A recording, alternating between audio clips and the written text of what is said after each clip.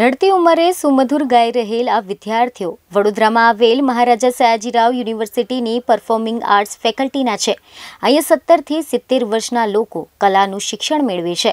અહીંયા વડીલો સંગીત અને કલા પ્રત્યેના પોતાના અધૂરા રહી ગયેલા સપના પૂર્ણ કરવા માટે આવે છે। નમસ્કાર।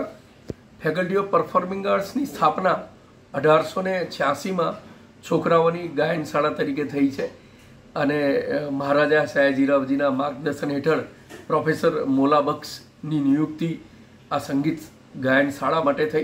આ છોકરાઓની ગાયન શાળામાં પહેલાં પ્રથમથી જ નાના બાળકોને સંગીતની તાલીમ આપવામાં આવતી હતી।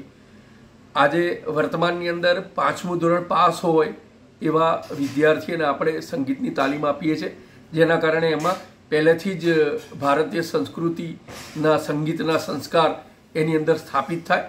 પરંતુ આ ફેકલ્ટીની અંદર વયોવૃદ્ધ 70 વર્ષ સુધીના લોકો પણ અહીંયા અભ્યાસ કરવા માટે આવે છે। અભ્યાસની કોઈ ઉંમર હોતી નથી અને આ જે વયોવૃદ્ધ વ્યક્તિઓ અમારી ફેકલ્ટીમાં ભણવા માટે આવે છે એના કારણે અમારા બાળકોને પણ એ લોકોના અનુભવનો લાભ મળે છે, સંસ્કારોનું સિંચન પણ થાય છે અને કુલ મળીને એ લોકો ફેકલ્ટીના તમામ વિદ્યાર્થીઓ શિક્ષકો માટે એક પ્રેરણાદાયી અને ઉત્સાહનું સર્જન કરે છે। કલા એ સમાજનો એક અભિન્ન ભાગ છે, સ્વાસ્થ્ય પર સકારાત્મક અસર પાડે છે, સાથે જ વર્ષોથી જુદા થયેલા મિત્રોને પણ જોડવાનું કામ કરે છે। ક્લાસમેટ એમસીએ સ્કૂલમાં અમે એક જ ક્લાસમાં ભણતા હતા।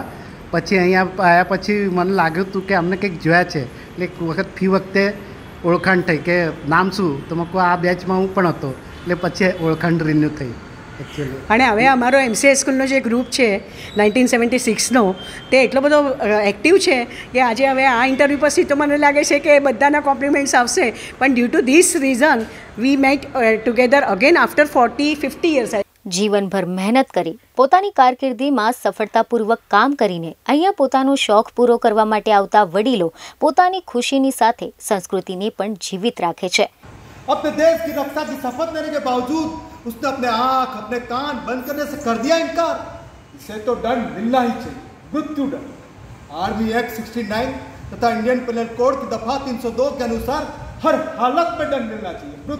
હું એક વિનંતી ભાવે છું, તમારા ઘરમાં વૃદ્ધ માતા પિતા હશે, તમારી આજુબાજુમાં પણ કોઈ વૃદ્ધ સજ્જન, કોઈ વૃદ્ધ સંધારી રહેતા હશે, તમે એમના માટે થોડો સમય કાઢજો, એમને દવા પીવડાવજો, એમને પાણી પીવડાવજો, એમના માટે થોડાક શાકભાજી લઈ આપજો। 38 યર્સ સર્વિસ કરી મેં, 22 યર્સ તક સ્ટડી ચાલી, એના પછી જોબ, પછી ગૃહસ્થી। અત્યારે ટોટલી ફ્રી છું। મારો સન પીએચડી કરે છે મદ્રાસમાં ને મારા મિસ્ટર ઉમા કોઓપરેટિવ બેંકમાં છે, ચાલુ છે એમની જોબ, અને હું ટોટલી ફ્રી હતી, તો મને થયું કે ચાલો ફરીથી લાઈફને સક્રિય બનાવીએ। તો એ જ્યારે ક્યાંક કીર્તન હોય, ભજન હોય અથવા તો ક્યાંક ગાવા નાચવાનું હોય તો અચૂક જાઉં। અત્યારના સમયમાં પણ હું ગરબામાં જાઉં છું, 9 દિવસ હું ગરબા ગાઉં છું। નાટક એટલે ખાલી ડાયલોગ બોલી જવા તેવું નથી હોતું, પણ કેવી રીતે બોલવા એ મહત્ત્વનું છે ને એ મહત્ત્વ તમને અહીંયા આગળ જાણવા મળે છે। તમે શું છો એના કરતાં તમે શું કરી શકો છો એ જાણવાની તમારામાં જો ધગશ હશે, ખ્વાહિશ હશે, તો તમે 100% અહીંયા આગળ ભણો। અને હું માનું છું કે આ એક એવું વિદ્યા મંદિર છે જેનાથી મોટું કોઈ મંદિર જ નથી।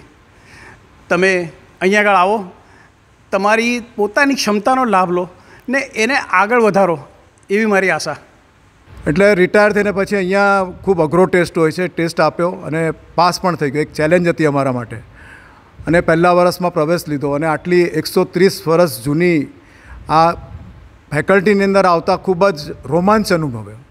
અને હું તો એક જ માનું છું કે જિંદગી ના મિલેગી દોબારા, અને એટલે જે કંઈ શોખ હોય એ બધાએ પૂરા કરી લેવા જોઈએ।